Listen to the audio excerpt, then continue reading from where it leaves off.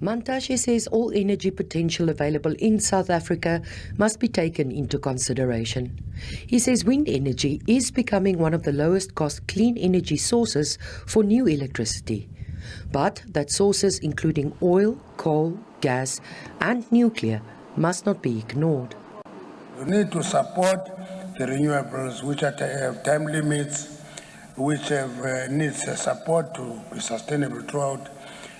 A combination of them and nuclear is one of the alternatives that we must look at carefully and not run away from each other. They must be complementary to each technology, so technology must complement one another.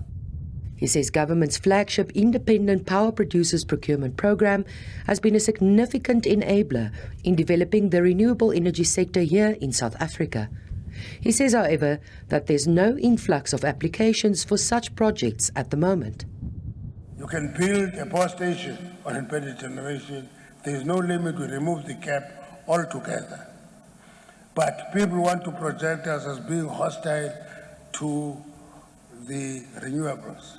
But policy announcements that we're making point to a different direction.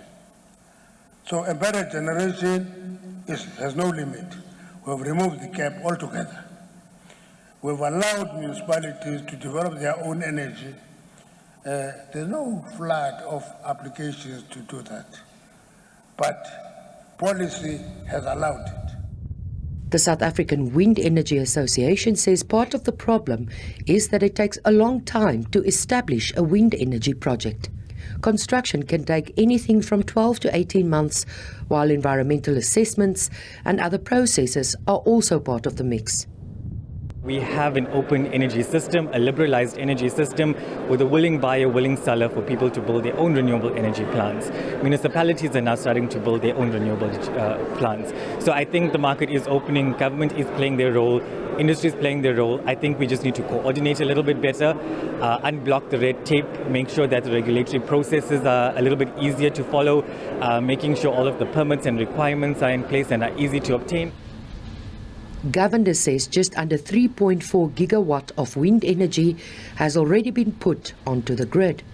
He says its scope is vast and will become a greater role player in the near future.